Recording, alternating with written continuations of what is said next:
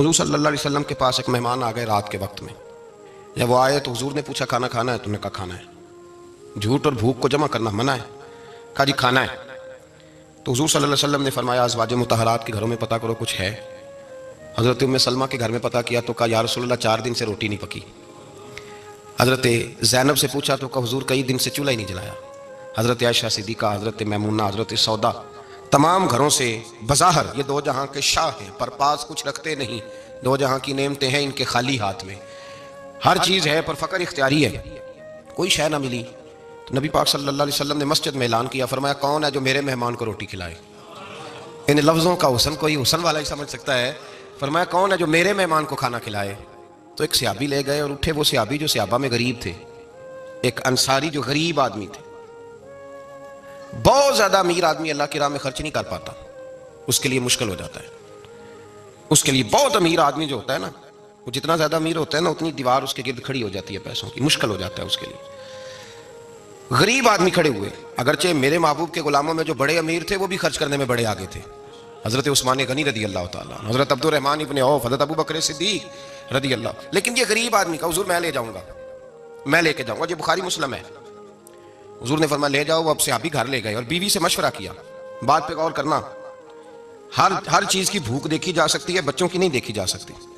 वो अंसारी हुजूर के मेहमान को घर ले गए, जाके बीवी से मशवरा किया। कहा भली मानस घर में कुछ है? तो उसने कहा थोड़ा सा बच्चों के लिए खाना रखा है। बच्चों के लिए। बच्चे तो बुज़दिल कर देते हैं, बच्चे तो आदमी को बुज़दिल कर देते हैं, बच्चे तो मार देते हैं, कलेजा फट जाता है बच्चा भूखा हो तो, नींद नहीं आती।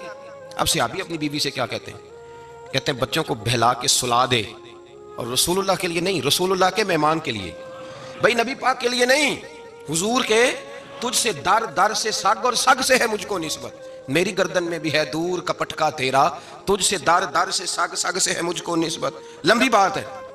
बच्चों को सुला दो। बीबी ने बच्चों को सुला दिया तो मियाँ बीवी का मशवरा हुआ कि मेहमान के साथ बैठ के रोटी खाना भी सुन्नत है। तो अब मेहमान के साथ बैठ के खाना भी है, तो खाना है 1-2 आदमी का। अब खामद अपनी बीवी को तैयार करता है कि मैं भी खाने पे बैठ जाऊंगा, तू भी बैठ जाना। और जब मेहमान खाने में हाथ डाल ले तो तू उठना, कहना वो हो दिया तो सही किया ही नहीं, अभी बुझ जाएगा, और जाके दिया बुझा देना। हम हाथ हिलाते रहेंगे, मेहमान रोटी खाता रहेगा। और यार इस दर्द को, इस कैफ को समझो। घर में बच्चे भी भूखे, बच्चों की माँ भी भूखी, बच्चों का बाप भी भूखा। दस्तरखान पे रोटी लग गई, रोटियां चुन डाली। बीबी उठी कहने लगी ओहो चिराग तो सही किया ही नहीं, ये तो बुझ जाएगा। हौसलेमंद बीबी जिसने बच्चे भूखे सुला दिए। तो भूखे सोए हुए बच्चों की भूखी अम्मा उठी और अपने खामन की ताबेदारी में उठी। मैं गुड्डी ते हथ डोर सज्जन दे, वो जिंज रखे उंज रहना है। उठी और उसने ना दिया ठीक करने के बहाने बुझा दिया। मेहमान रोटी खाता रहा और रसूलुल्लाह के नौकर कुर्बानी देते रहे। वो रोटी खा के सैर हो के बिस्तर बिछाया तो सो गया। ये मियाँ बीवी सारी रात बच्चों की तरफ देखते रहे और गौर करते रहे और राजी रहे कि हमने हुजूर का फरीजा निभाया है। कुर्बान जाऊं महबूब पे, बेखबर हो जो गुलामों से, वो आका क्या है। वो सहाबा वो अगर कुर्बानियां देते थे तो जो एजाज मिलता था वो भी बड़ा शान वाला है। सहाबी कहते हैं मैं फजर की नमाज पढ़ने मस्जिद आया, पहला कदम रखा तो मेरे करीम बोले, हुजूर ने फरमाया रात जो तूने और तेरी बीवी ने अमल किया है खुदा को भी बड़ा पसंद आया है, मोहम्मद मुस्तफ़ा को भी बड़ा पसंद है। और फिर एक लफ्ज और है हदीस में, एक रवायत में कुछ जुमले और भी हैं। हुजूर ने फरमाया जब तू और तेरी बीवी रात मेहमान के साथ एसार कर रहे थे ना, तो अर्श का मालिक तुम्हें मुस्कुरा मुस्कुरा के देख रहा था। रब तुम्हें देख के मुस्कुरा रहा था। रब तुम्हें देख के मुस्कुरा, तर दामनी पे शेख हमारी ना जाइए, हम दामन न छोड़ दें तो फरिश्ते वुजू करें। पर मैं वो मुस्कुरा रहा था कि मेरे बंदे मेरे रसूल की रिजा के लिए क्या कर रहे हैं। और साहब देखो, नबी पाक के लिए नहीं, खानदान के लिए नहीं, खानदान नबुवत के लिए नहीं, हुजूर के ना समझे यार, इस पहलू को समझे। नबी पाक के बरेली के इमाम बोल पड़े, फरमाने लगे तुझसे दर, दर से सग, सग से है मुझको निस्बत। तुझसे दर, दर से सग कुत्ते को कहते हैं फारसी में। फरमाते महबूब तेरा दरवाजा और दरवाजे पे कुत्ता और कुत्ते के पास मैं बैठा हूं। चलो कुत्ते के पास तो बैठा हूं ना, मेरी गर्दन में भी कोई तो पटका आया ही है ना। तुझसे दर, दर से सग और सग से है मुझको निस्बत, चलो मेरी गर्दन में भी है दूर का पटका तेरा। कुरान मजीद बोल उठा, रब करीम ने फरमाया हबीब ये तेरे गुलाम वो हैं कि वयुक्सिरूना अला अनफुसिहिम वलौ काना बिहिम खसासा। फरमाया इनका हाल ये है कि जिस चीज़ की शदीद हाजत होती है वो भी अपने भाइयों पे कुर्बान कर देते हैं, वो दे देते हैं तेरे नाम पे।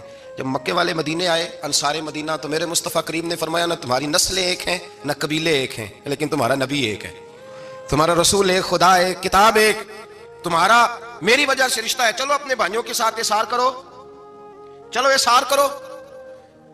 अगर किसी के 2 मकान थे तो उसने एक उसको दे दिया जो मक्के से आया था, 2 बाग थे तो एक दे दिया, किसी के पास एक था तो आधा बांट के दे दिया, हर चीज तकसीम कर दी। हालात बदल जाते हैं, हालात बदल जाते हैं। तिलकल अय्याम नुदाविलुहा बैन अन्नास, अल्लाह लोगों के दरमियान दिन बदल देता है। हालात बदल गए, बड़ा माले गनीमत आया, बनु नुज़ैर का इलाका फतह हुआ तो मेरे रसूल पाक सल्लल्लाहु तआला अलैहि वसल्लम ने अंसारे मदीना को इकट्ठा किया, फरमाया भाई माल अब बड़ा आ गया है। 2 बातें, यहां तो इस तरह करते हैं कि मैं इनको कहता हूं जो मक्के से आए थे कि जितनी तुम्हारी जायदादें बाग इन्होंने लिए हैं वापस कर देते हैं तुम्हें, और जो माल आया है वो भी तुम में से आधा आधा दोनों के दरमियान बांट देते हैं, या जैसे तुम्हारा दिल चाहे। तुम्हारे माल भी वापस करते हैं और जो वहां से माल आया वो तुम्हारे बीच बांट देते हैं, या अगर तुम कहो तो ये माल इनको दे देते हैं मुहाजिरीन को, तुम्हें तुम्हारे माल वापस मिल जाते हैं। हुजूर ने पूछा अंसारे मदीना से, हजरत साद बिन मुआज, साद बिन उबादा तड़प के खड़े हुए, अर्ज की महबूबा मैं तो अबू बकर को जानता ही नहीं था, हुजूर मुझे क्या पता उमर कौन है, मैं क्या जानूं उस्मान गनी मौला अली की अजमतों को। महबूबा मैंने तो तुझे इनकी तरफ मुस्कुरा के देखते हुए देखा है, तेरा जलवा देखा है, तुझसे दर दर से सग सग से है मुझको निस्बत। या रसूल अल्लाह सल्लल्लाहु अलैहि वसल्लम हमसे मशवरा ना करें, आप इस तरह करें जो जायदादें हमने इन्हें दी हैं वो भी इनके पास रहने दें, और जो माल आया है वो भी इनमें तकसीम कर दें, इसलिए कि हमें तो बस इतना पता है कि ये आपके गुलाम है, आपके नौकर है, हमें इससे ज्यादा किसी चीज के कोई गरज है, बस आपके गुलाम है, बात खत्म हो गई। हुजूर खामोश हो गए। सहाबा कहते हैं देर के बाद हमने कहा फैसला होना चाहिए। फैसला पता क्या हुआ? हुजूर ने हाथ उठाए, कहा अल्लाह मेरे मदीने वालों पे रहम फरमा, अल्लाह मेरे अंसार पे रहम फरमा, अल्लाह इनके जज्बे कबूल फरमा। भाई इसार वाली जिंदगी, वो क्या बात हुई कि मैंने बड़ी कुर्बानी दी है तो, और जब तक तू कुर्बानी नहीं देता तो कदर वाला नहीं होता। जो चीज कुर्बानी से हासिल होती है उसकी कदर होती है, जो चीज मुफ्त में आ जाती है उसकी कोई कदर नहीं होती, कोई कदर नहीं। मैं अक्सर सोचता हूं कि हजरत ख्वाजा अजमेरी के खलीफे अजमेर में भी तो होने चाहिए थे ना, लेकिन उनके खलीफे अजमेर में नहीं हुए, दिल्ली में हुए। तो मैं सोचता हूँ दिल्ली वालों के खलीफे दिल्ली में होने चाहिए, लेकिन दिल्ली में नहीं हुए, पाकपतन में हुए। तो पाकपतन वालों के यहाँ हो जाते, इसलिए कि कुर्बानी जो देता है ना, जो दूर से चल के आता है वो कुर्बानी करता है, कुर्बानी देता है, उसको कदर ज्यादा होती है। हमने किसी शय के लिए कभी कुर्बानी नहीं दी, ना दीन के लिए, ना कुरान के लिए, ना मस्जिद के लिए, ना शेख के लिए, ना तरीकत के लिए, कुर्बानी तो है ही नहीं। तो जो शय मुफ्त मिलती है उसका ना मजा आता है ना कदर होती है। जो चीज कुर्बानी करके लेते हो ना, कुर्बानी करके, उसकी कदर होती है। किसी लिए कहा था किसी दरवेश ने, उसने कहा था कदर नबीदा एक की जानन दुनियादार कमीने, कदर नबीदा जानन वाले सौ गए विच मदीने। उनसे पूछो ना, उनसे पूछो उन हजरात को कितनी कदर थी। कुर्बानी अपनी जिंदगी में देना सीखें। एक होती है बंदे की जाती ख्वाहिश, उसको कुचलना बड़ा मुश्किल होता है। कुर्बानी बड़ी जरूरी चीज का नाम है, और जो कुर्बानी देना सीख जाता है वो बच जाता है। कुतिया 6 बच्चे जन्म देती है लेकिन कुर्बानी नहीं ना देती बच्चों की, तो रेवड़ नहीं बनते, इज्जड़ नहीं बनते। बकरी 2 बच्चे पैदा करती है और साल के बाद हजारों बच्चों, लाखों बच्चों की कुर्बानी देती है, पर फिर भी जिधर जाओ बकरे बकरे नजर आते हैं। जो कुर्बानी देना सीख जाता है ना, यजीद ने कोई कुर्बानी नहीं दी, इसलिए कोई शख्स भी खड़ा होकर नहीं कहता, हालांकि 14-15 बेटे थे यजीद के, कोई भी खड़ा होकर नहीं कहता मैं उसकी नस्ल में से हूँ। इमाम हुसैन ने सारी कुर्बानी दे दी, एक ज़ैनुल आबिदीन बचे थे, पूरी दुनिया में अल्लाह ने सैयद अता फरमाए हुए हैं। जो कुर्बानी देना सीख जाता है वो बच जाता है। हम ना कुर्बानी क्या, हमारे पास तो इजाफी शय वही देने को तैयार नहीं। जब आप तैयार ही नहीं तो सौदा ही नहीं कर, आप निकले ही नहीं मैदान में, तो हासिल कैसे होगा? हुसूल तो तब होगा ना जब आप कोई इन्वेस्टमेंट करेंगे। तो आप इन्वेस्ट ही नहीं कर रहे तो भाई आपने पौधा ही नहीं लगाया तो फल कैसे मिले? कुर्बानी नहीं दी तो वो दर्जा कैसे मिले? इसके लिए तो कुर्बानी जरूरी है।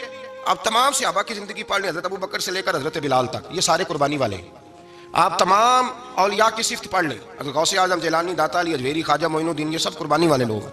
कुर्बानी देते रहे तो बचे हुए हैं। इनके जो साथ थे वो भी कुर्बानियों वाले थे। कुर्बानी हिस्सा है तरीकत का, कुर्बानी जरूरी है। और हमारे सूफिया तो कहते हैं जिस शख्स ने तसव्वुफ में आके कुर्बानी नहीं दी, बुजुर्गों के पास एक शख्स आया, गालिबन ख्वाजा निजामुद्दीन महबूब इलाही की बात है, मेरे जहन में नाम पूरा नहीं समा रहा, तो एक मुरीद ने आके कहा हुजूर ज़कात कितनी देनी है? फरमाया 2.5%। थोड़ी देर के बाद हजरत नसीरुद्दीन चिराग देलवी आ गए, कहा हुजूर अल्लाह के रास्ते में कितने देने हैं? फरमाया 50%।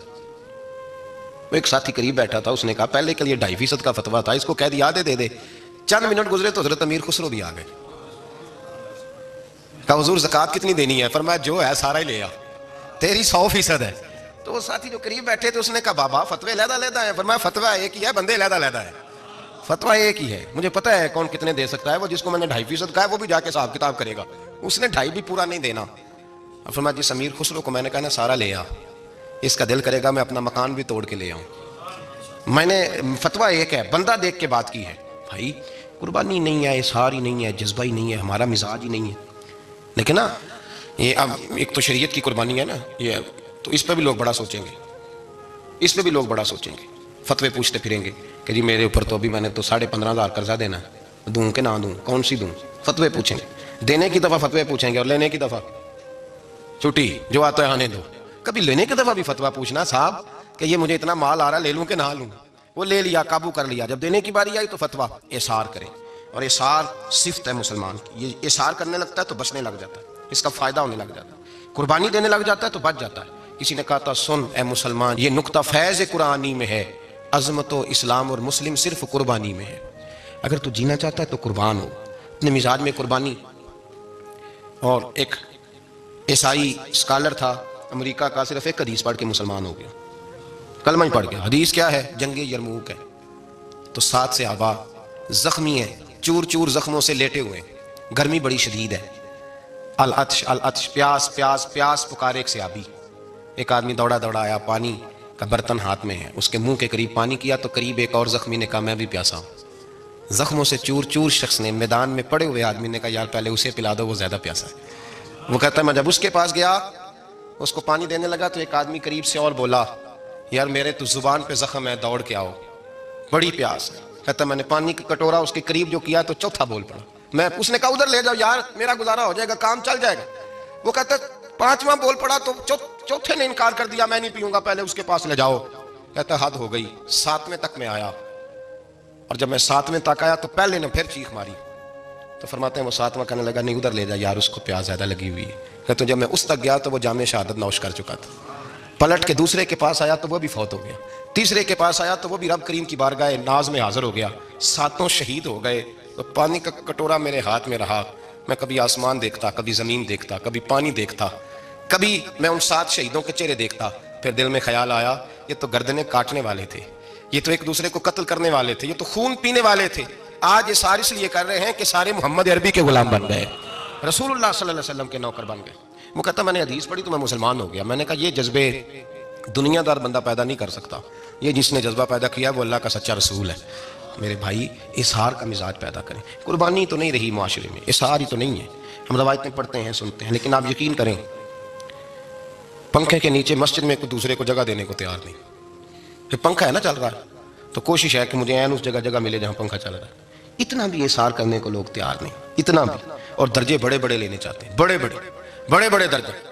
वो हमारे पास लोग आते हैं, 2-4 लफ्ज लिखे होते हैं ना नाम के साथ, कोई अल्लामा लिख देता है, कोई पीर साहब लिख देता है, तो लोग बड़ी बातें पूछ लेते हैं। कई दफा आके पूछते हैं मेरा ज़ियारत करने को दिल करता है। मैं कहता हूँ यार तूने आखिरी सीढ़ी पे पैर रख दिया है, बिल्कुल आखिरी पे। दिल तो तेरा जिस चीज को करेगा तो वो करने लग जाएगा। पहले शुरू तो हो। हज़रत जुनैद बगदादी रहमतुल्लाह ताला अलैह, वो दरिया किनारे खड़े थे तो आप दरिया के अंदर पैर रखा आगे जाने के लिए।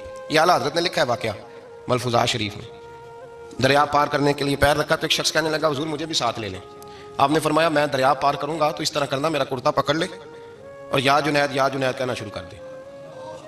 या जुनैद। इस पे फतवा भी लग जाता है, पर क्या करे, मसला तो सही है ना। तो पैर मेरा पीछे से कुर्ता पकड़ ले और या जुनैद क्या है। वो कहता है पैर रखा ना हजरत ने पानी में तो मैं भी पीछे।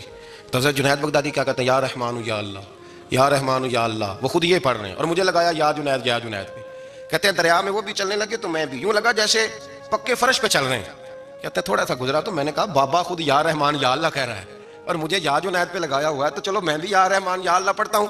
कहते मैंने या रहमान या अल्लाह कहा तो मैं डूबने लग गया, दरिया में डूबने लगा। तो हजरत फरमाने लगे तुझे कहा ना या जुनैद का है। कहते फिर या जुनैद का, तो फिर ऊपर आ गया। थोड़ा और जाके अब शैतान बाज तो आता नहीं, अल्लाज़ी युवस्विसु फी सुदूरिन नास, ये जाता तो दिल तक है ना, बाज तो आता नहीं। दिन में 36 दफा तो मशवरा देता है कि सीधी सीधी नमाज पढ़ो, ये किस चक्कर में लग गए, रोज तो तकरीर करता है। कहता फिर दिल में वसवस आया तो फिर मैंने जाके कहा कि ये मुझे खुद या रहमान या अल्लाह और मैं या जुनैद। फिर मैंने कहा या रहमान या अल्लाह, तो फिर डूबने लगा। कहते हैं बाबे ने पकड़ के निकाला, कहा चुप करके या जुनैद का है, अगर पार जाना है तो या जुनैद का है। कहते किनारा आ गया तो मेरे दिल में खुद ही थी, वसवसा था कि बाबा तू या रहमान या अल्लाह कहे तो तरे, मैं कहूं तो डूबे। मेरे दिल में वसवसा था। अल्लाह वाले उधार तो रखते ही नहीं ना, जो बात दिल में आती है वो बयान पहले कर देते हैं। उधार तो है ही नहीं उनके यहाँ, वो तो कहते हैं तुझे बोलने की गुंजाइश ही नहीं देंगे, तेरा सवाल दिल में होगा, जवाब हमारी जुबान पे होगा। ये तो चक्कर ही नहीं ना, बिल्कुल कोई खाता ही नहीं। रब करीम का बंदा तो बात ही वो करता है जो को दिल में लेके आता है। फरमाते हैं जैसे ही मेरे दिल में ये वसवसा था, हज़रत जुनैद बगदादी रहमतुल्लाह ताला अलैह बाहर निकल गए तो पलट के मेरी तरफ देखा और मुस्कुरा के फरमाने लगे, बेटा जुनैद तक तो पहुंच ले, अल्लाह तो अभी बड़ी दूर है, अभी जुनैद तक तो पहुंच जा, अभी तो तू जुनैद तक नहीं पहुंचा, अभी तू मेरे तक तो पहुंच जा, अल्लाह तो अभी बड़ी दूर है, तू डायरेक्ट ही वहां तक जाने लगा है, शुरू तो हो अभी। तो यहाँ लोग सीधा जाके कहते हैं ज़ियारत करने की। मुझे एक साहब कहने लगे, जी मैंने एक पीर साहब के बारे में सुना है, उनकी बैत होते ही बंदे को नबी पाक का दीदार हो जाता है। मैंने कहा ठहर जा जरा, उसको भी कह ब्रेक पे पैर रखे, बैत करते ही दीदार हो जाता है। ये कोई लूट सेल है? जिंदगी गुजर जाती है इंसान की, मर जाता है, और जिसको हुजूर का दीदार हो फिर बच जाए, फिर कायम रहे, फिर उसकी जिंदगी ना बदले, फिर उसका दुनिया से कोई ताल्लुक रह जाए। ये पूछ अबू बकर सिद्दीक से जिन्हें दीदार हुआ था, जब दीदार हुआ तो यार रहा है, बाकी कोई शय भी नहीं रही, फिर महबूब रहे और कुछ भी नहीं बचता। तो वो किस तरह का है जो दीदार भी कराता है और फिर कहता जाओ दुकान भी खोल लो जाके? ये कैसी बात? वो एक मंजिल है, वो अपनी जगह पे आके आती है, और यही बेहतर है कि पर्दों में वो पर्दा पोश रहे। वो अगर पर्दे उठा दे तो किसे होश रहे, फिर मुश्किल हो जाता है, मामला मुश्किल हो जाता है। तो भाई याद रखें, कुर्बानी देना सीखें, इसार करना सीखें और सिफर से शुरू करें। जिंदगी में हम लेने के चक्कर में पड़ जाते हैं तो नुकसान उठाते हैं। अकल के घोड़े कम दौड़ाएं, मोहब्बत के साथ अमल ज्यादा करें, दिमाग का इस्तेमाल कम करें और अमल ज्यादा करें, ज्यादा अमल करें, वरना शैतान तो नमाज भी नहीं पढ़ने देगा। वो तो कहेगा कि जनाब चलो ठीक है, अल्लाह ने माफी कर देना है ना, वो तो कुछ भी नहीं करने देगा। दिमाग का इस्तेमाल कम करें और अमल ज्यादा करें, जद्दोजहद ज्यादा करें, इशार करें, कुर्बानी करें, अपनी जिंदगी में करें, किसी के लिए कुछ इशार करें, किसी को कुछ दें। ये जो हम औलाद के लिए कुर्बानी देते हैं ना, तो ये कुर्बानी नहीं होती, ये लालच होता है, ये सौदा है। पता है आपको, ये सौदा है। हम बचपन में इनकी खिदमत करेंगे, ये बुढ़ापे में हमारी खिदमत करेंगे, तो ये तो तजारत है, ये कोई उसूल नहीं। मेरे बच्चे बड़े हो गए तो मुझे खैर सलाह, तजारत है भाई, ये तजारत है, ये कुर्बानी नहीं, तो तजारत है। ये आप जो कर रहे हैं ये तो कमेटी डाल रहे हैं आप, और चूंकि नीयत ये होती है खिदमत की, तो फिर नसीब वालों को खिदमत मिलती है, किस्मत वालों को मिलती है। वरना बच्चे कहते हैं अब्बा जी ठीक है आपने हमारी खिदमत की, तो सारे करते हैं, आपने कोनो की थोड़ी की है छुट्टी।